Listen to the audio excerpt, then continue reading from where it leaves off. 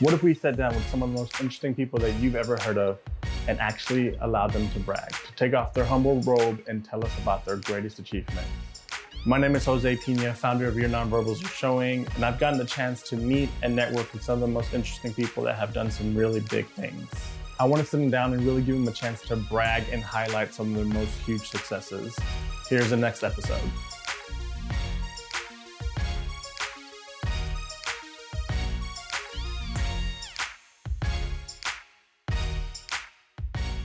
Hello and welcome to the Humble Brag Show. My name is Jose Pina, founder of Your Nonverbals Are Showing, and this show, The Humble Brag. So I wanted to start a project. I've had this in mind for 1 or 2 years now, where I wanted to bring people on to the show and kind of interview them. At first, it was just a video series, but now that I have podcast capabilities, I wanted to bring on some friends and people in my network that I know have done some huge things, some big achievements for themselves, and just kind of allow them to brag, kind of bring them on here and just talk about what they've done and really show off without feeling like they're being judgment. Sometimes we forget to celebrate, or we do those little mini celebrations, but I wanted to make something that's kind of archived. So this is a podcast series, also a YouTube. So today I have one of my, probably the, I'm just going to say, one of the youngest guests I know I'm going to have on here, Eleanor McCrary, Skyping in all the way. We're tuned in from Missouri. And Yeah. she's in here with me today. So, Ellie, can I call you Ellie, or do you want me to call you Eleanor the whole time? You can call me whatever. I go by Eleanor in college, but I went by Ellie in high school. Okay, So, I know her as Anyway. Ellie. That's because we met her, Yeah. and that's what I like to call her. I actually have another nickname for her, but I'll release that later. But Ellie, That's coming into this too. yes, of course, that's part of the whole brag. That's part of your brand. So I have Ellie with me here today, and Ellie's from Missouri, like we mentioned. And Ellie, welcome to the show, first of all. So glad you're on here. Thank you so much. I'm happy to be here. Yeah, Ellie is a freelance writer and a published author. She's in college right now, though, at Missouri, right? Missouri? Yeah, Mizzou, University of Mizzou. Missouri in Columbia. Gotcha. I was going to say Mizzou. I didn't want to get it wrong. But No, you got it. Ellie, tell us first. This is how I start with all my guests. I always like to get a quick recap outside of what we want to brag about. Just tell me a little bit about your life. So the 5-minute life recap of what people think they should know about you, and introduce yourself to the audience. Okay. Well, the basics, I was born in St. Louis, in Missouri, and I lived there for most of my life. I kind of grew up more in the Wentzville, St. Charles area. I went to high school out at Liberty, and I graduated in 2018 after doing, a bunch of sports in high school. I was really involved with like, cross country and track for a while when I was there. And I was also really into journalism and newspaper. And so I ended up deciding to go to Mizzou, or University of Missouri, for college. So I actually didn't want to go to Mizzou at all. At first, everyone from my high school goes to Mizzou because it is only like an hour and a half away from my hometown. Yeah. And it is a good university, but I wanted to be different and not go. So they were not on my radar at all. And I decided that I wanted to major in journalism, and Mizzou is actually like one of the top schools in the country for journalism. Is it? And it is, Wow. yes. We are the first journalism school, I believe, in the country, but I'm not 100% We sure won't on quote you that on one. it. Yeah. Yes. But yeah, we have a big school, and it's what a lot of kids come here for. So I remember my family and I like had this whole process of figuring out my major because I did not know at all what I wanted to do. Yeah. I wanted to do everything, so I couldn't pick one thing. So we made this whole map out, and we ended up figuring out that journalism was probably the thing. And I just remember being like, oh my God, I'm going to Mizzou. Yeah. From that moment. And so I came, and I actually really love it here. And I've grown to really love the school spirit and Yeah. mascots. And I'm involved with Greek life as great. well, which I didn't think was going to happen either. I didn't. Yeah. I wouldn't but peg from judging. I wouldn't peg you from a Greek person, but you are very involved in that Oh, too. We could talk about that too in a little bit. I want to hear more about that too. yeah. No, I didn't think that was going to happen either. So Yeah. I'm excited to talk about that. Cool. So, just kind of not to keep knocking on you, but you are one of my younger guests. Usually, when I ask guests for like their life recap, everyone has this long story. I was like, "That's right. Ellie's is at college right now. That's where that's her roadmap Yeah. right now." But okay, so you're originally from St. Louis, you said, and then went to school right Mhm. down the road, and you're studying journalism right now. That's the Mhm. major you decided to declare. Um, high school too was where did you go to high school? I went to Liberty High School. It's in the Winsville School District. Okay. We were actually the only second graduating class from the high Oh, school. nice. So it's fairly new. You got to Yes. support the new high school. Okay, so that was a little bit about Ellie. Ellie, do you have any pets or anything? I don't think I've ever asked you this. It's an I interesting. do. I have two dogs on my mom's side and one other dog on my dad's side. So I have three You have three. total, and I love them. Okay, there you Yeah. go. I don't know why I thought of that question, but I just pets. I want people to like say the quirkiest details about them and these things and pets, Oh my animals, gosh. whatever it is. Oh, any other hobbies outside of writing? Oh my gosh. Yeah, so many. I love running in my spare time. It's like a great stress reliever. You ran in school, Music. didn't you? Sorry. Yeah, Okay, I did run in school. that's why. I didn't run my senior year, but every year before that in high school and then in eighth grade, I ran. That's right. And I went to state for cross country Look at you in my go. sophomore year. Nice. Yeah. Little mini humble brag. I know, getting started. Okay, yeah. And then you said music, a hobby? Yeah, love music. I've started trying to play the ukulele. I only know like 3 songs so far, That's enough for a so concert.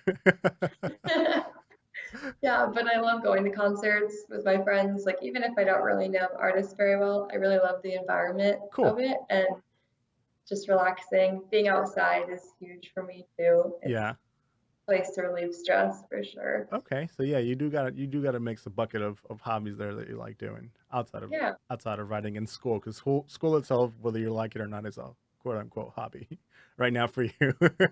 yes, it is. Unfortunately, it's hard, but yeah, it takes up a lot of time, just kind of like a job. Yeah, basically. That is your profession right now. You're a student. Yes. Okay, Ellie, let's get going. I really want to dig into the reason why I wanted to bring you onto here, because I was telling you earlier, as I'm trying to find guests and people that are doing big things, it's not ideally like big breaking news like they've been published, CNN, Forbes, Entrepreneurs, whatever. But Right. I thought of this and I was like, you know what, Ellie has done something really huge. It's just as far as writing, your that career they're getting started.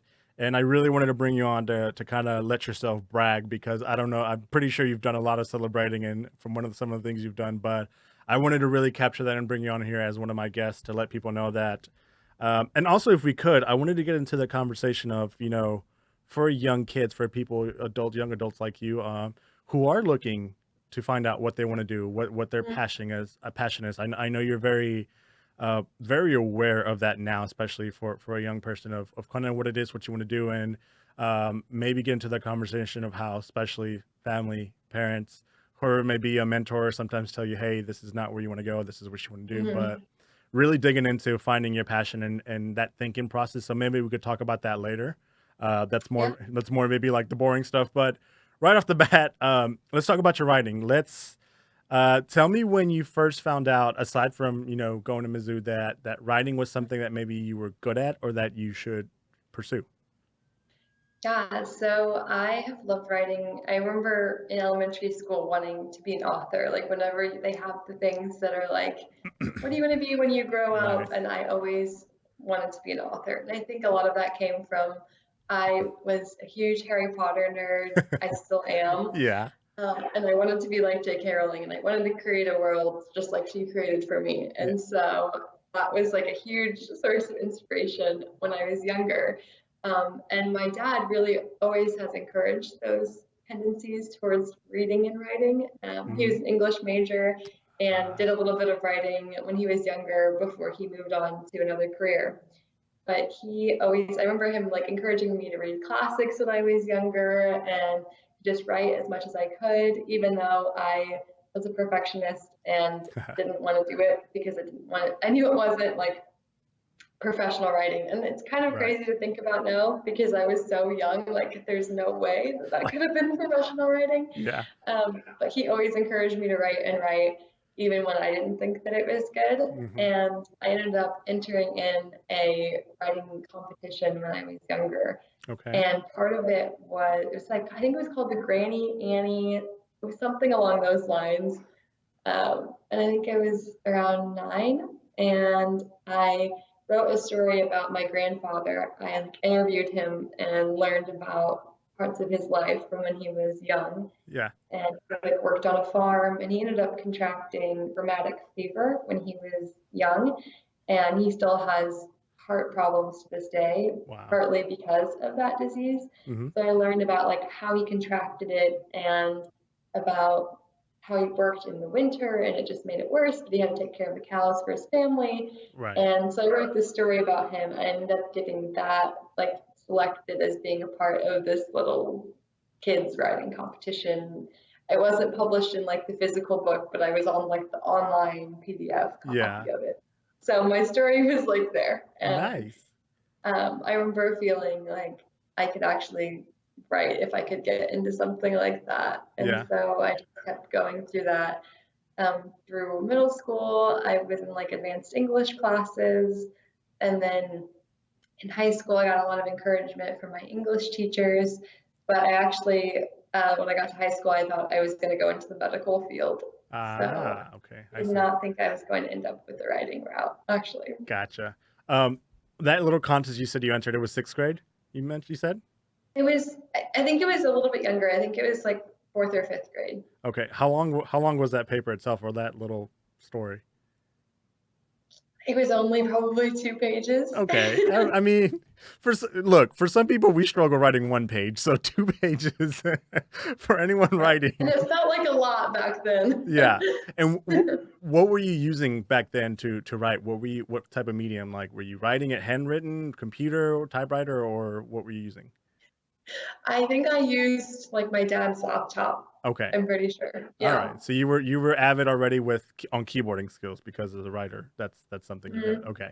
But Um, I will admit to this day, I still pluck on my keys and it drives my parents crazy, but I am not good at like all of it at once. the actual So, like putting the keys, your fingers on the keys and doing, yeah. mhm. Wow, that's Yep. interesting. Did you take any keyboarding classes like in high school or middle school I took some in or elementary? elementary school and middle school 1 year. Yeah. Yeah, because I remember they made us. I think sixth grade was one of the last year I remember where we actually had to take a keyboarding class and a keyboarding test, and they made you like they would cover the keyboards like for your test and quizzes. They would cover the keyboards with this like thing, this plastic cover, and you had to know where Uh-huh. all the letters and everything are, which is hard, but it's Yes. it's helped me. Like keyboarding now, I would say is like an adult skill that you should know somehow Yeah. one bit. Keyboarding and shortcuts are really helpful Hmm. for any writer, for anyone doing emails or anything. So that's good that even starting from fourth, sixth grade, that's a skill again that I think people need because it's Yeah. beneficial.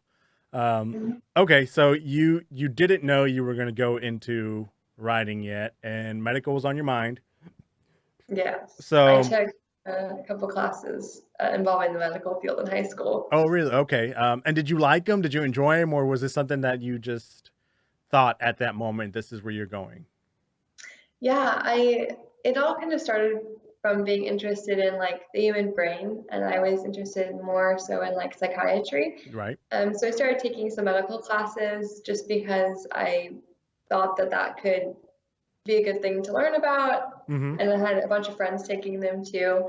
So I just kind of hopped on board. And through that, I was like, okay, this is what I'm going to do. I'm going to do stuff with medicine. Like, it's going to be a really solid career. I can help people.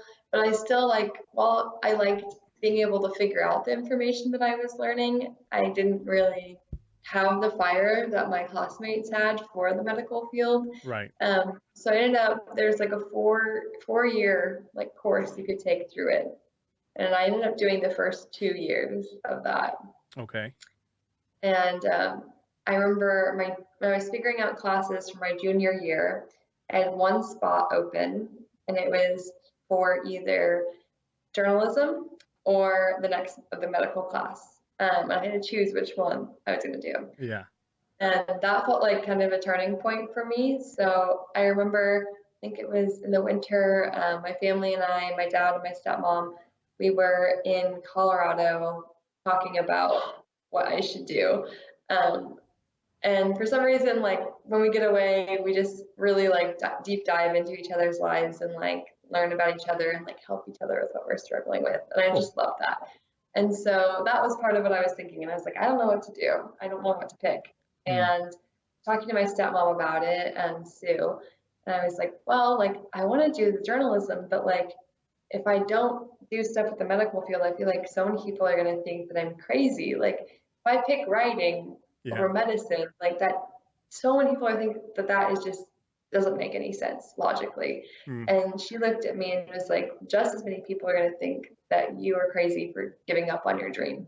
So who do you want to think that you're crazy? Yeah. Which kind of people do you want to think that you're crazy? And so from that point, I made the decision that journalism was at least the class that I wanted to take. I still didn't know it was going to be my major, but my focus shifted back to writing in English and away from the medical field. And I had that realization, which is like, this is not really what I want to do. Cool. And when did you say was this? In the middle of sophomore, junior, or what year? I think it was sophomore year because Sophomore I was year. getting ready for junior year classes. So your Yeah. junior and senior year in high school, you were transitioning already into journalism and writing. Mm-hmm. And were you on the Yeah. were you on the high school journalism team as well? Yes, Of course. I love that journalism team. Yeah. Woo! um, yes, I was part of publications. I was involved with online, setting up the online news place, like Yeah. website. We didn't have one until my year, so I helped kind of create that. Cool. And then I did some broadcast classes, which for me, we were just feeling those out. Again, we were a super new high school, and a lot of the stuff we were just kind of pioneering. So my class ended up being a year long. You can make a film about what you want to make a film about. So I made a film instead of doing like traditional like broadcasts where you sit at a desk and stuff. So Yeah, yeah, that's cool. yeah. Yeah, I remember actually. So that's kind of how you got started since high school. But I remember I want to Mhm. talk about when we first met actually at again WDS. So I just had a previous guest on here, Gary Ware, and we talked about WDS as well, World Domination Summit. And I think you've been a few more times than when the first time I met you, right? You and your family go there quite a bit. Yeah, yes. The first year I went was between 8th grade and my freshman year of high school. And I've Okay, gone every year since. nice. So you were already doing it way before your journalism transition.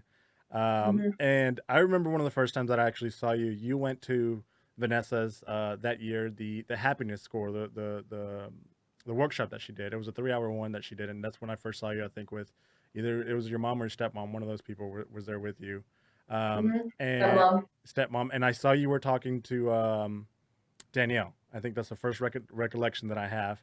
Um, let's talk a little bit about that because I know that led itself into an internship at Science and People, right? Yes. Yeah. So Yeah.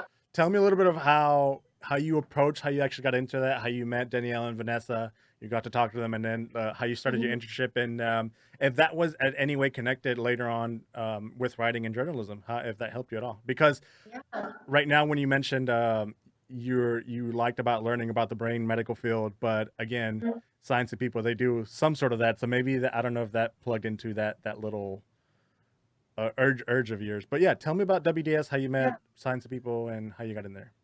Yeah, so I had gone to WDS a couple of years before the year that I saw Vanessa. And the first time I saw Vanessa, she like popped out on the main stage. I think she had a cape on. She was like full of energy, full of life. I just absolutely loved her presence. And I remember it was actually my dad who had been like researching her a little bit afterwards. And he was like, well, she does this thing like Science of People, like it's all about human behavior and body language and the brain. And like, I was like, oh, really? Like that is interesting. So Yeah. I all of a sudden started looking her up and getting nerdy and knowing all this stuff about Science of People and brain. And this is just something that I thought was interesting. Like even in high school when I was like 14, I'd watch TED Talks on the brain because I just think it's really interesting. Yeah. And I still didn't really know exactly what I wanted to do.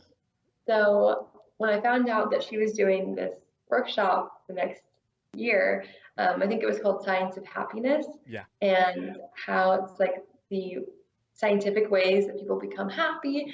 I was like, I have to go to this. Like, this is going to be amazing. Vanessa's so cool. Like, I just want to learn about all of this. Like, even if I don't get to meet Vanessa, this workshop, like, sounds absolutely amazing and Yeah. so interesting. So I went, and there was like a little intermission, and she was just sitting on the stage with her feet dangling off and just kind of looking around, and people were coming up to her. And so I just remember looking, I think, at my stepmom, Sue, and I was like, I'm gonna go talk to her. And she was like, okay, like, go on, like, I guess you're gonna do that. And so I went and I introduced myself and I was like, hi, like, my name's Eleanor McCrary, I'm 16. I'm trying to figure out what I want to do with my life, and like, I really admire everything that you've been doing, and I would love to do something like you. Can I just ask you, like, about like how you got to this point? And she looked at me and was like, do you want an internship? And I just like froze in my tracks. So I was like, wait, what? And she's like, do you want one? And I was like, yeah.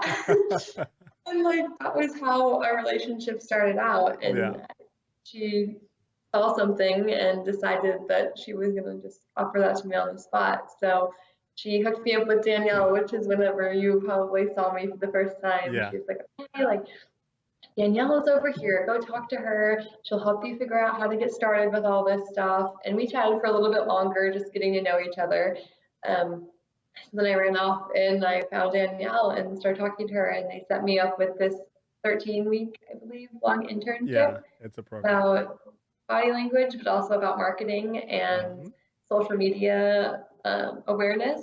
So I completed that. Yeah. Yeah, it was. I remember that program. I think I don't know if they're still trying to run it or not, but they did it a couple times. They had a couple rounds of it. Were you in the first? Do you remember if you were the first people in there, or was it already? No, I definitely think there had been some people before me. I Okay. remember seeing forums that we had to post on Yeah. with our assignments and stuff, and there was a lot of like people going way back who had done Okay. it before. That's right. I think they had been running, but yeah, I do remember again looking over one time. I think intermission or afterwards, you talking to Danielle, and I think I remember talking to Danielle afterwards, and she was telling me she actually told me about you. She's like, yeah, there's we met Ellie, and Ellie's going to start the program, and I think Danielle was just about excited too because they I'm pretty sure they saw something in you from Vanessa to Danielle, and you know how tight knit, like how especially them, they find their people, they find their tribe, so.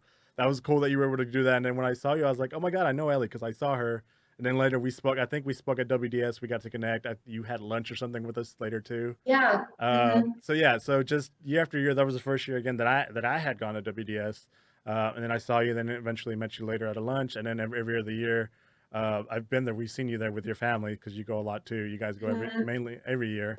Yeah, my family's been every year. Yeah. My mom or my stepmom and my dad has been every year since it started. So that's, I mean, I kind of just wanted the little nugget, the little humble brag out of there is that a lot of people sometimes, one, they don't have the initiative to go to maybe some of these things like this, some of these conferences where if you're a kid or a young adult and you're trying to figure out, like you said, I don't know what to do yet at 16, which is very common. Yeah. It's actually a high percentage. I would guess a lot of people who are like that. Mhm. Not wanting to do, but then two, like finding a person, having that opportunity to insert yourself naturally, socially in a way that's not forceful. You're not trying to like talk to someone and you just told them about yourself. You said, hey, I don't know what to do. And on the spot, like you said, Vanessa said, do you want an internship? Right. And that led to something else. So I'm pretty sure like that marketing piece, that's where I wanted to get out of it. For you, that program, you said there's a little bit of marketing. Was there anything out there that you found interesting as far as like you, journalism and writing that actually helped you or like that you learned from there? Yeah, from there I kind of realized that you can combine the science part and the psychology part that I loved so much Yeah. with writing and marketing, but also with entrepreneurship because Vanessa is an entrepreneur as well. Correct. And that intersection was what I really realized that I was looking for. Yeah. So it wasn't so much not liking medicine or not liking psychology, which I still absolutely love it and I'm so interested in it. But it was looking for how to intersect all 3 of those Yeah. types of things. And Vanessa was really the first opportunity I had to see someone who was actually doing that. And she showed me that that was possible and Mhm. a reality for someone. So, She's a yeah. huge writer. That's how she started. She used to blog. Hmm. That was her thing at the beginning, and she blogged a lot and just cranked out content piece after content piece at her beginnings. And that's how I would think you saw that opportunity there too, and that connection, because it's something that you now like too, like you said, psychology, how the human functions, and then within journalism, I know is a type of marketing, or you're trying to get information and deliver information. So now I know, in like the technology that we have and the amount of information that's at our fingertips, we get overwhelmed, we're overstimulated. And I always say that mixing the psychology, how to get people's attention with whatever Hmm. piece of content that you're writing, is always valuable, because that's what you want people to see it.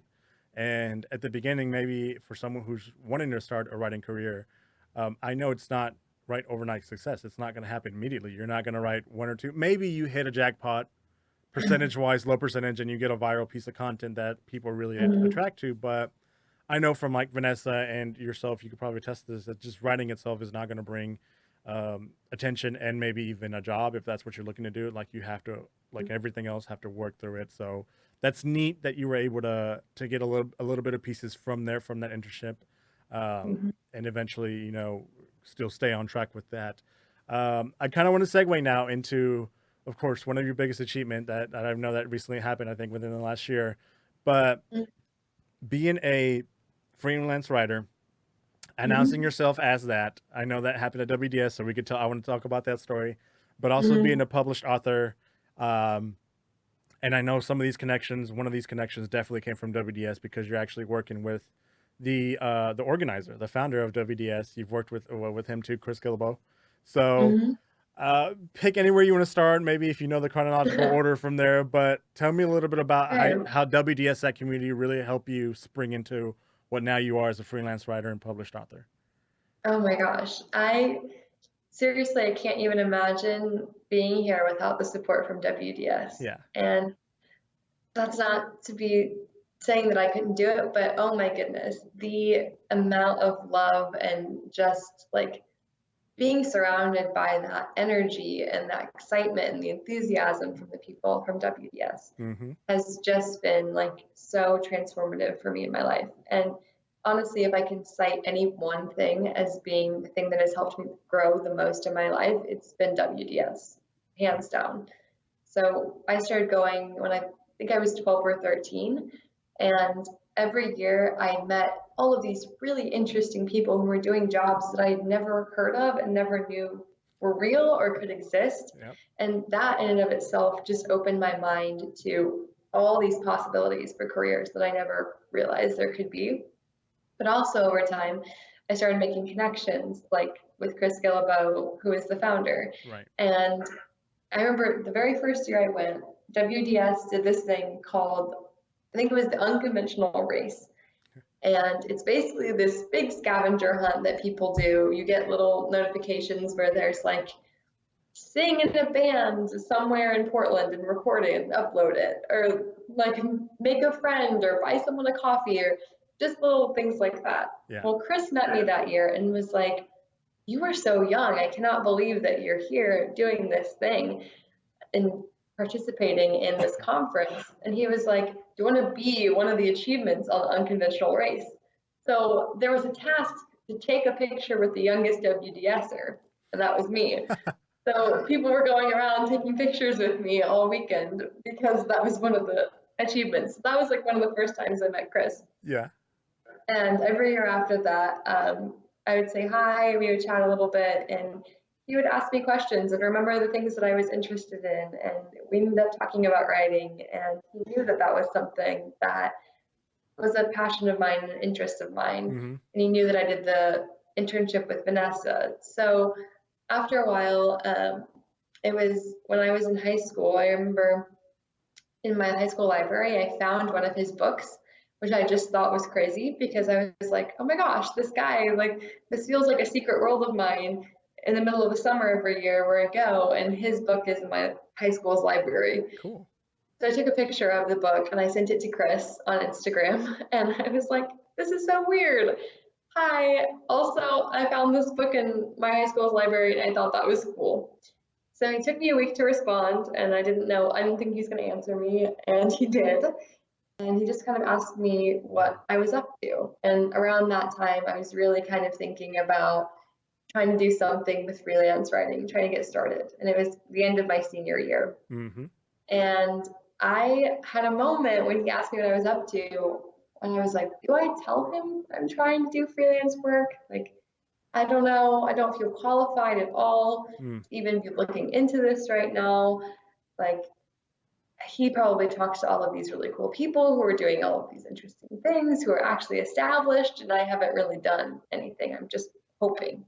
But in the moment, I was like, you know what? You need to be honest about who you are, who you're in, like what you're interested in. You need to share the things that matter to you because you never know what can come out of it. Right. So I told him that I was trying.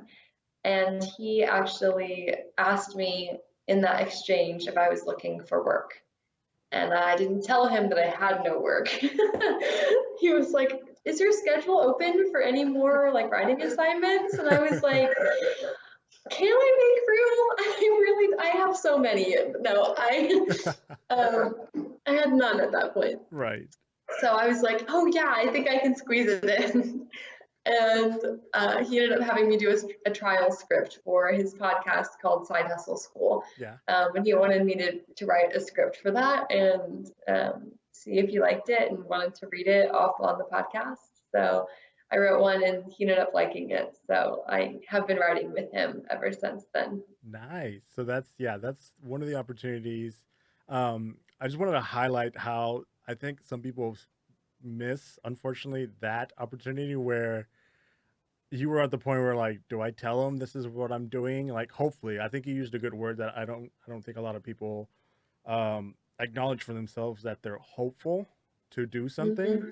Because even a lot of people who are like, well, I want to be a model, I want to be a writer, I want to be a YouTuber, whatever it is, but you're starting and you're just being hopeful. I think Mm-hmm. there's that period of time before actually anything happens, right? Before you can make happen, where that's all you have to be hopeful. As for me, it Mm-hmm. sounds a little bit of cheesy, but I think we all do have that period who are on that track to do something unconventional that we think it's not of us. So that really just opened up my eyes right there. That you mentioned. I'm being hopeful. I'm not doing it. I'm not a trainer. I'm not a writer. I'm not a director, blah, blah, blah, Mm-hmm. but I'm hoping to do something. And whatever happens in that little area, such as these opportunities, I think a lot of people miss them. And I will say that it's a testament for anyone who's looking for these opportunities. I've had those Mm-hmm. myself where I'll send a message, a DM or something like that to someone and Mm-hmm. they end up asking, right? Because usually it's one that has to ask and we're asking for work everywhere or ask, especially if you're a freelancer, but there Yeah. are there are those connections sometimes that you're just talking and you're having a conversation and they end up asking. That to me, in Yeah. my experience too, the couple handful of times you have to say yes. You have to say, yeah, this is what I do, this is what I want, this is what I'm at. Again, even if you're hopeful, you're not faking it, so to speak. But like you said, this is my intention. And for you, I'd said you already had experience because you're writing from sixth grade all the way into high school, Mm-hmm. so that's a really cool story actually to get from you that to see how that happened. And so you helped with side hustle. So you did a few Mm-hmm. scripts there, right? Yeah, I think at this point it's been over 50 scripts that I've written for them. Wow. I did not Yeah. even know that much. I've heard some of this. The other day, I actually started listening back to his podcast because I've got into podcasts myself. So I'm like, I want to listen to some of these things. But I just remember, I think one of the first ones you were like, yeah, I did this one. And you sent me to the episode. So I listened to that one. I was like, hey, that was Ellie writing that. Oh, So really? yeah, I've listened to him. I Oh, don't know. awesome. I might have to get another list to see what other ones you've done for him because again, I'll listen. I started listening to more podcasts on my commute now, but that's cool. That's a again for being a young freelance writer with no quote unquote experience, right? Fitting in your schedule. That's Right. funny. Let me see. I'm a busy student. Let me see if I have time. Oh Uh, my gosh. Yeah. It was just cracked me up because, well, one of the great things about it was he acted like I was already doing it and he didn't treat me like I didn't know what I was doing. So he right. genuinely asked me, "You have room to do That's this. Like, awesome. I know you, are you looking for work right now?" Yeah, that's good. And it tickled me. That's good. Yeah, because again, that kind of puts you in a position to where you're like, oh yeah, I can have room. Like I can do this, right? And then that's where Mhm. a lot of people either miss or get their launch into their ideal, their fun uh, mission that they want. Okay, Mhm. so from WDS, you got to work with Chris. You wrote a couple of podcast scripts for them. Um, Also, you last year, no, 2018, yes, Mhm. you actually did the whole launching yourself as a freelance writer, and you literally launched yourself Launched, yes. from stage. So I was there. I got to see that. There's videos of that. Maybe we could share some later. But tell us a little bit about that, of how that idea started. You actually, Vanessa helped you out with this idea too Yeah. on main stage. So give me the story, the background on how that came about of you jumping off a ladder on Yeah. stage. Yeah. So even through all of this stuff, through high school, through middle school, like I had a blog at one point too. I wrote every week for a year.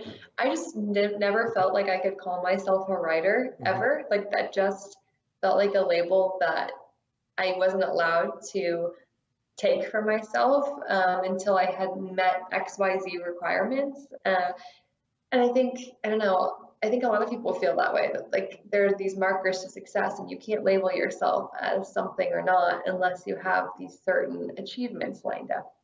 So it was hard for me to call myself a writer, and I think that was part of the reason why it was hard for me to dive into the freelancing space initially. Yeah. I didn't have a degree in college. I didn't even have my high school diploma at that point. And I was like, who in their right mind would hire some 17-year-old kid that has no qualifications to write them anything? Why would people do that? And I just didn't feel like I could call myself anything. The imposter syndrome, if you've heard of it, Yeah. was looming down on me. I felt like I was wearing a mask. I felt like someone that was trying to claim the label without doing the work. And I didn't want to be that kind of person. Yeah. But I came to realize that claiming those labels actually brings you a lot of power and confidence in what you're doing, and can launch you into opportunities because you feel like you can claim them as your own.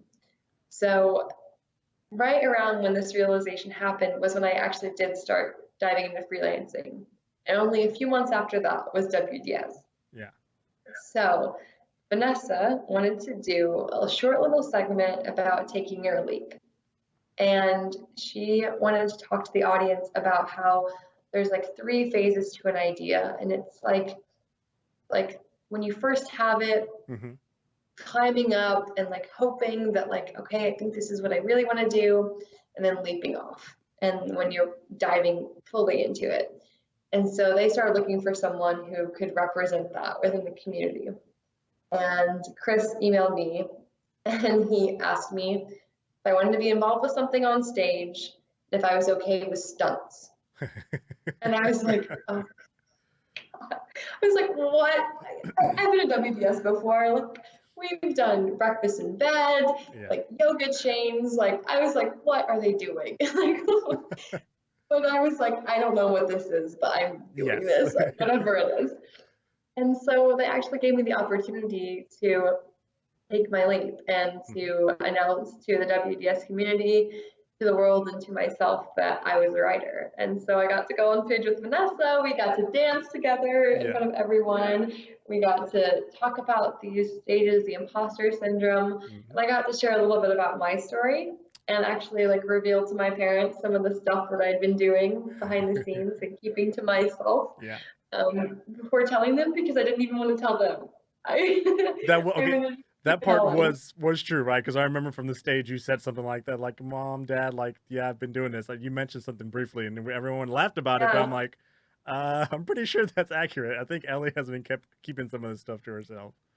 yeah. They knew that I had been talking to Chris a little bit, but like they didn't know until like a few months after. So they knew at that point that Mm, I had been doing it. But when I first was communicating with Chris, I didn't tell anyone at all. And right. I think part of it was being afraid of failing or not getting the job, Ah. and I didn't want anyone to know.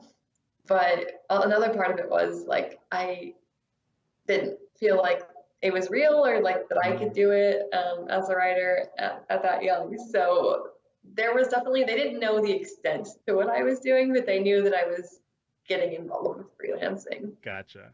So Um, yeah.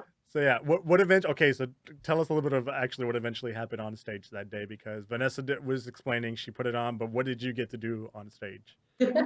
So the whole thing, like I said, was take your leap was the kind of catchphrase of the night. Yeah. And so what they had me do was after I had like shared my story, they had me climb up on a ladder that was on stage and jump off of the ladder Yeah. to take my leap. Now this So was it was a high ladder. It wasn't like a home household ladder. It no, was at least 10, 15 feet, maybe a little bit more, I want yeah. to say, calculated. So it was a Mhm. high ladder from a stage, just to make sure that people who are listening or watching know. It was a high Yes. ladder. And Oh yeah. go ahead, continue. Yeah, I was like strapped in a bungee suit. Like I had a line going up to make sure, I didn't die or anything, but I had to climb all the way up. And when I got to the top, I had to like look out across the sea of like 1,000 people Yeah. and just hope that like I didn't knock the ladder off, like nothing went wrong. So I jumped, and before this, I decided I was going to be Peter Pan because I really like you have to strike a pose when you're jumping off a ladder and you have the chance. Yeah. So I did like the arms outstretched with my one leg up Yeah. and jumped off. And things were going great. I was like sailing down, like it was great. And then I swung backwards. You did. Yep. And I was like, oh shoot, what? I couldn't stop myself. So I ended up hitting the ladder. Yeah. I did not knock it over. And I quickly got to the ground after that. And Yeah. everything was fine. And we moved on and we finished the rest of it. And it was super fun. But I did end up hitting it, which was Yeah. my fear from the I, beginning. I mean, yeah, and there's nothing you could do about that because it was momentum. You didn't jump from what I remember seeing. You just took a little mini leap, but of course, hmm momentum. You're being suspended from a harness from a one wire. There wasn't any other wires around you. One wire. So you go forward. Of course, you're gonna have to go backwards. What comes up goes down. So, um, I, I want to say you actually played off gracefully. It wasn't that bad. You could Oh, see thank you. you could see yourself reacting. Maybe on stage there at the moment you did feel the big movement. I have no poker face. Yeah. Whenever, if I'm like, oh no, it's gonna show it right in Yeah. my face. Oh, It yeah. yeah, it was I want to say graceful because you did swing and went back and then but you immediately they did let you down because they knew that if they kept you higher, you're probably going to keep swinging. hmm So, yeah, it was I liked it. It was fun. The message again that Vanessa, I don't know, I think I remember I told you this. Vanessa actually had this idea the year before. I don't know if I remember telling you this, but of course, they were looking at safety and all the back end stuff, the logistics for why and why not they should do this, something like this. hmm But I guess they got clear for it the year after in 2018, and they let Vanessa do it, and they organized it like that because Vanessa, I know Vanessa had a main stage the year before, and hmm she had a video something like that of taking the leap of all this work that it takes the climb. And she wanted to have someone I remember jump off of something, and she told me about it. I was like, all excited and everything. And at the end, I think they just pulled the plug. They said no, it wasn't doable because of again safety. But hmm maybe it took them the year to actually cleared it, and they got someone. And luckily, it was someone that was small, light feather that could actually do it without costing a big ordeal about it. But again, you did kind of go back and forth. You swung a little, but you landed it at the end. Good, but it was great. Yeah, I Yeah, had so much fun. I would do it over and over again. Like jump. no regrets. It was fun, and also realizing too, just because I think I knew you that of that journey of that how symbolic that was for you, hmm and having Chris and Vanessa actually help you and announce you as a writer, and again to that community because that community is full of creatives and writers and people who are wanting to do. And to me, at the end, whenever I was digesting, I was like, wow, I was like, I bet there's grown adults here in this audience who are waiting for their chance or their ability or their permission from someone else to take this symbolic metaphoric leap into to do what they wanted to do, which for me was like cool. Ellie got to do that now. She got to experience that and hopefully this is something very big for her because now like I know you as a freelance writer. That's what you are too. Again, student is a profession and you're studying journalism, but you already have, to me, you already have a career right now because of what you're doing and hmm what you've done, which is awesome. Again, that's why that was symbolic to take that jump Yeah. there. Uh, so WDS again, a big contributor to your career, to what you've been doing so far with writing and putting yourself out there. But you also have, I want to talk about the next little brag, you're a published author. You have a piece. You have a book that's out. Um, I don't remember. I forgot what it is. I think I have it somewhere on my tablet. But tell us about that. What that is. What that entails, and also how you got that opportunity. Yeah, yeah. So it's called the Better Business Book, Hmm. and it's 100 stories from 100 entrepreneurs, and it's supposed to be a little bit of business advice from a bunch of different people who run a bunch of different kinds of businesses. So I actually got involved with that when I first started freelancing. There was this amazing woman who I met through WDS and those channels. Someone from WDS introduced me to her, Yeah. and she decided to kind of take me under her wing in a couple of ways. She just let me ask her questions. And she Cool. had already existed in the freelance space for a while. And she was like, you can just ask me. Like, I love helping people. And I knew that she wasn't just going to have me ask her a question and not give me the full truth. Like, she genuinely wanted to lift up other people in her industry, which I just, first of all, inspired me so much that someone would be so giving, even when it's like you could call them competitors. I don't really like that word for it, but Right. she was not concerned about that at all. She just wanted to help. So I started talking with her, and that's what really pushed me to start looking into freelancing in the first place, even before Chris. And she was the one that was telling me, like, it does not matter that you don't have a high school degree. It doesn't matter, like, that you haven't graduated yet. Like, you can do this now. And so they were going through, and she's really involved with the creation of this book. This was the third, like volume three of the Okay. book. So they had, or no, volume four. So they had three before Right. this one. And it turns out that they had a couple people drop out of this creation process, and Mm. they needed all of the pages in within the next few months.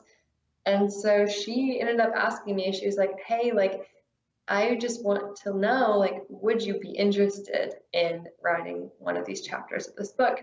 You have, I think she gave me a week to write it. Mm. It was a very short amount of time. I was traveling during that period of time as well.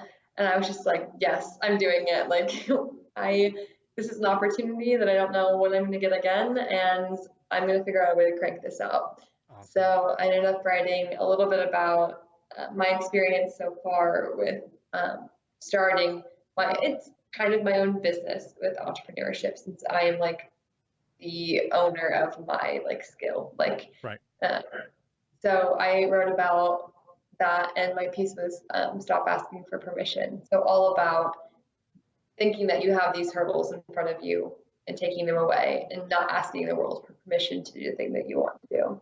So that ended up going through the process over that summer, and then October of 2018 was when I actually got to hold the book in my hands for the first time and see the few pages that I had a part of it. That's awesome. That's huge. And again, I've been following. I got all this story from WDS, from your writing, from Chris. He told me this, and every time I keep hearing about it, I was like, "Yes, Ellie's actually writing. This is awesome. Like she's doing what she wanted to do." So I've been excited with you, along with I'm guessing all your community and your parents and family too, because that's a good way. You're so young. Like I tell people, as I've grown up and like I've done my spiel and got into body language and all that business too. I'm like, man, I wish I knew this earlier because I felt like there's been times where I'm like, I wish I started so much earlier because there's so much messing up to do that Yeah. I wish I had that time to gain back to the setbacks and then keep going. Mhm. Because I think when it's something that you really like, that passion that everyone uses, it's not just a word. It's actually something that's inflicted within you. I want to say even wired to where you're good at it. I think I've gotten this from Vanessa too. Is like just nurture those natural skills. Something you've done Mhm. before, whether it's your parents put you in classes when you were little. Again, the earlier you get into it, I think the more you learn, the better you hone it, the more time you have. So I'm a little bit envious at the same time, like you're actually finding these skills which you want. And I mean, I don't know. Who knows? You may change again, but I think fighting for you right now Yeah. is set. It's a skill that everyone needs. Entrepreneurs, I Mhm. feel like copy is very needed. There's people who pay writers and freelance writers to do their copy for websites. I mean, it's infinite uses of why. The other day I saw some mini course. Someone was offering a mini course on just like captions, like Facebook captions, Instagram captions, which are Oh, some people would do 2 3 sentences, some people would write a whole blog on a caption, but pinpointing that niche on, like, everyone uses social media. So if you want to write a caption, how to make that captivating, how to grab people's attention for marketing and stuff like that. So copy is a thing that I know everyone for sure needs. And if this is going to be a solidifying career for you, then I think, again, just being so young and starting in it, I'm envious. I'll say, even I'm very proud of you that you've been doing this and writing all this stuff. So I think, published, that's just ridiculous. Published author at 19. I'll say that's one. When I was asking for your title, I was like, "What do we name it?" I was like, "Freelance writer for sure," because I wanted to say, I kind of want to help you too. Ellie needs work. Ellie needs jobs. She's always taking. Although she's a student, I know she can find, especially if it's work, definitely hmm. find that side hustle.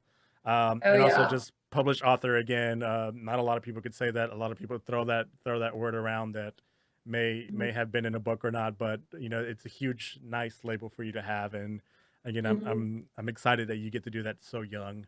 Uh, is there any other stories, any other big things? I don't know if I missed anything. I think those are some of the huge ones that along your writing career that, again, you're proud of. You want to mention your achievements or anything I didn't tell you, school wise or personal wise. Anything that you think that you want to brag about. This is your moment. This is your time right now.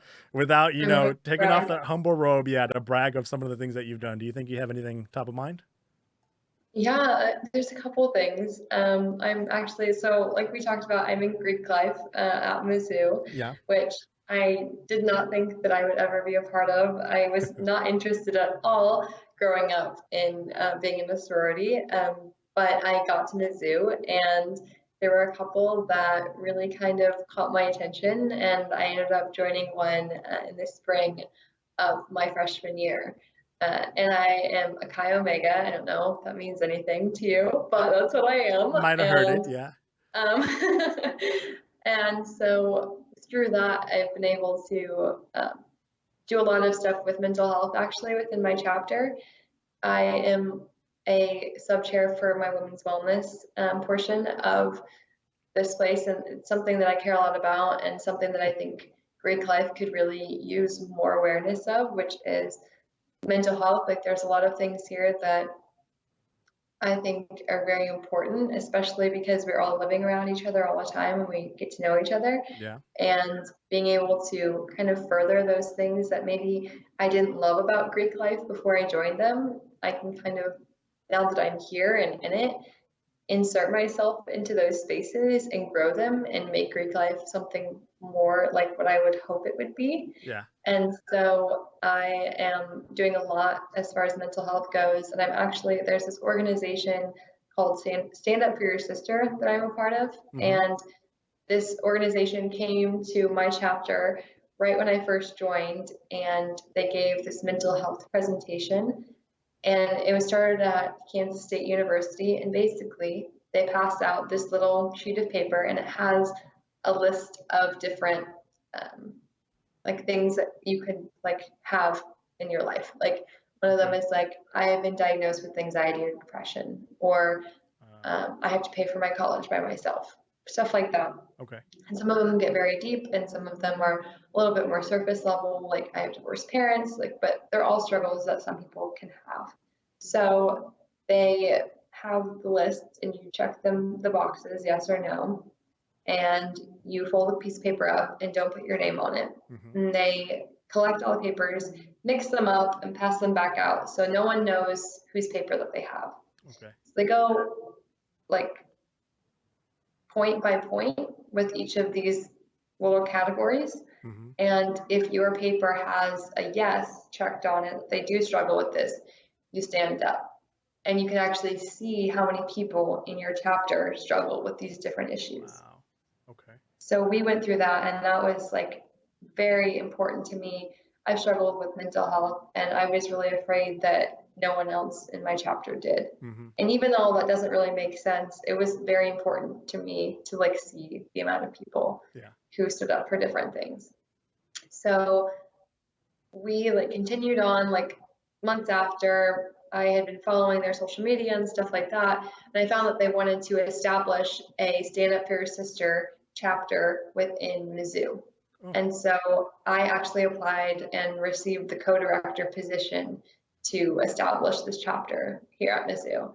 So along with being a student and doing my writing, I have been working with my other co-director to start this organization within this college so that people from K-State don't have to drive all the way down here right. every time there's a presentation. So we really want to spread this message like across the United States. And so we're working to like empower and educate young women, whether they're in Greek life or not. Like people have gone to sports teams before too and done the same presentation. It really doesn't matter who it is, but just spreading that message has been very important. So I've been trying to start that up here as well and build a leadership team and start spreading more of that as well. That's awesome, Ellie. Actually, Thank you. I'll go ahead and say this out loud to everyone. I think I know adults who have less initiative than you just stated all in this whole interview right now. So again, that's awesome that you're doing now right now. And it is a burden. I want to recognize, I know you mentioned um, mental health. I have some younger cousins too who are in college and who got involved in a lot and are doing a lot. And whether you recognize it or not, someone might hear, well, what do kids have to worry about? But I know it's a lot. So there's a lot that you have to put up with. There's a lot, especially if you have that kind of initiative, that involvement where whether it's sports, whether it's Greek, whether it's nothing, yeah, some of these clubs might get a bad rep or they have, bad imaging, but the people who are actually there, who are heading, who have a little bit of equity in it and who put their time in it, you do go through a lot because it is not only time. Of course, you're dealing with other human beings, and then with other human beings, subgroups, whatever it may be. There's either conflict or there is not conflict. There's scheduling. You have to lead people and organize. So I understand why you would say, just for someone in your age, you think you feel like you have that mental problem. But it is important to recognize, and that's why things like this, I think that's neat that it shows when you were talking about people, the papers and standing up, it just shows representation like within a Yeah. group, and that's all statistics, right? If we were going to geek out on statistics and groups in psychology, it's all statistics. You could be in a room full of people who are in the same boat you are, and you don't notice it. And I feel like that's a very smart, almost quote unquote fun gamification of doing that, of just showing representation, where someone else is standing up for you, literally standing up, in a way of representing. So I actually did not know this. I don't think I've heard this from you. So thank you for sharing that, because I want to look into it and see what more this is about. And when we put up your show and your YouTube, I want to make sure that I link this for you so that other people can read up on it at least, because it's a nice thing to have in here. I know I have a cousin in UT at University of Austin down here. See if they've ever heard of it or anything like that, because that's very neat Yeah. that they do that. And since it's spreading, I don't know about it, but maybe you could tell me more later if it's spreading on how to get involved in it. Then we'll look into that as well. Absolutely. Yeah, Uh, I would love to. that's again, it's just again the brag on the initiative. There's a lot of people I know who we talked about ideas right earlier. You get that idea, you got to climb, go through it, and then take that leap. But sometimes ideas just come and go, and we either sometimes forget it. We say, no, we don't have time. We think about someone else, people who have family. They're like, oh, I want to start something else new, but my family, right? Right. I don't want to impede on my family time, my kids, my wife, my spouse. So yeah, I think that's very for you now that you have the time. Like I've heard and I love this idea. I like the young people who just go and kind of drag themselves through the mud, so to speak, and put in the time and put in the effort Yeah. just to start something, because you don't know, maybe you go further in, with this organization than you could with your writing, and you gain some sort of job later or something else, an opportunity for you there. So I think it's dabble in, pick a handful of things that you think you like, that are passionate, that speak to you, that you're going to enjoy, that's not going to become a job, so to speak. Right. I And think that's so important as well. yeah, that you want to show up. You said co-director. Mhm. I could only imagine the responsibilities. Mhm. But yeah, in college, if you have that time, some people don't know what to do. I discovered nap time was nice during college. People, Oh, it's still it nice. still is. Yeah, she's like, yeah, I still take my naps. Don't get me Oh wrong. yes. I'm still napping and having fun. I have to. Oh, that is my thing. I need naps. Yeah. Midday naps are a thing. I Oh, realized. perfect. I Right realized. after class, like you eat and Yep. then you just take a little nap for a while. Perfect. Yeah, I realized there was a thing, and it was like even to adulthood, I was like midday naps are necessary sometimes. Yes. So, Yeah. um, Ellie, I think was there anything else that you wanted to add, or any big projects that you got coming, or anything so far yet? Not big projects, but I did want to add like a lot of this was because am fortunate enough to be able to go to this conference and have these opportunities, Yeah. and I don't want to ignore that either. That part that I am allowed to go do these things because of my parents, and I am so grateful for that. But also, I want to emphasize that even if you aren't going and networking in these places, look for opportunities and share the things you're interested in, even if you don't feel like that is the thing that you can claim a label for, because the more you share what you love and what you're passionate about, the more you can connect with other people about those things and work together and build those opportunities for yourself. So I would just say, look out for things like that. Yeah, and I mean, even like you mentioned, we're very fortunate to get the opportunity to travel, to go to these things, to move. I know some people WDS like they scrap, they save just for that purpose. But yeah, for kids or anyone else who is looking for these opportunities, I think that's the magic of technology now. To where Mm-hmm. if you're a writer, if you're a vlogger, if you're something, that you can build something on your own, Yeah. and make that, because it's kind of like, that baseball saying that if you build it, they come. Eventually, after a while, you will find what we call the tribe, your people. You will find them, and if you're consistent, you don't, within networking, you don't have to go to these places and spend hundreds of Mhm. dollars on traveling on a ticket to go, because you're going to find your one opportunity. You could literally build it yourself, which is what a lot of people have done online with Mhm. blogging, and any medium that you choose, podcast or anything. You will find those people that come to you, and hopefully they connect. Hopefully you meet the right people, that again will help Yeah. you and support you, and help you grow in that area. Again, if you're on the younger side of the spectrum right now, you're listening Mhm. to this, then definitely that's one of those things that you have time right now to really get into it, dig, explore. And if maybe you're not so much on the young spectrum of this, there's still, again, the technology, that magic to really ramp up an idea, a topic, a blog, a conversation, a YouTube channel, to really Yeah. to really get it going, because the opportunity is there right now. So, um, Yeah, I would say even if you're older, the year that I did the most growing and found the most opportunities was the year that I dedicated myself to being messy and to messy work. And I just would send out feelers, like send emails, ask questions. Don't expect to get everything that you try to like look for, but just start sharing what you're interested in and start trying to ask those people to have a conversation even yeah, to get to know people in your industry, no matter what it is, whether it's entrepreneurship or not. And just try, and it might not work out sometimes, but a lot of the time it actually does. yeah. And don't be afraid to have something not work out either. Don't let that stop you. Get So, messy. I like that. Get messy. yeah, get Um, messy. Ellie, I think we're gonna wrap up. I think we've talked about quite a bit. I've let you brag all Oh, about your achievements, because they're huge achievements, I guess, for what you've done and accomplished already in such short time. Um, I'm gonna sell you. I don't care if you don't like this idea, but I'm gonna sell you for anyone, because I know I have people listening who are entrepreneurs, who are business people. I don't know what kind of writing assignments, what you prefer more, but if anyone would want to hire you for help, or for copy, any kind of copy, are you up for that? Are you available for that? Oh, yeah, I am absolutely up for that. I Okay, am looking for any opportunities. Yes. good. So let's put out your contact info. What's the best way to contact or get in touch with you? Yeah, so my email is great.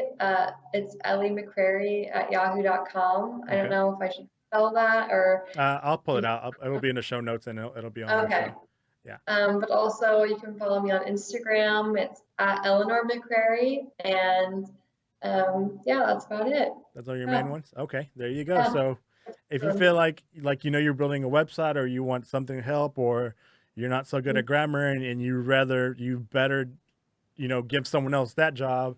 Ellie, again, is a student of journalism. That's your major.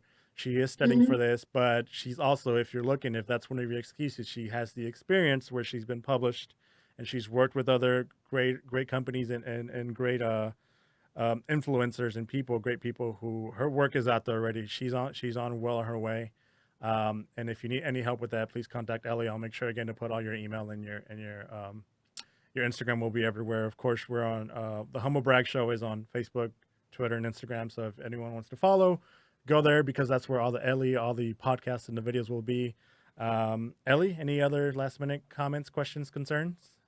No, I don't have anything. Thank you so much for having me on the show. Yeah, I'm actually I'm very happy that we had this conversation. I'm very glad that I got to hear a lot of your stories in depth more because I know when we get to talk, we're usually just highlighting. We're like, oh, what's cool, what's going on, and we give all the good Yeah. stuff. But I'm glad that I actually got to hear all the stories and glad that I get to share that with you and with everyone else who's going to be listening. So I think we're going to wrap up. Thanks everyone for joining in and tuning in. Make sure to check out. This will be a podcast, whatever platform you're able to listen to, and I'll be able to have it on YouTube if anyone wants to watch. That's why I got Ellie to Skype in all the way from Missouri. So Ellie, again, thank you for joining us. Thank you for being on here. Yeah, thank you so much. It was amazing. I loved it, and I love talking to you so much. Of course, yeah. This was our interview slash catch up because we haven't caught up in a while. So everyone, thanks again for listening, and we're going to end it on that note. Bye, everyone.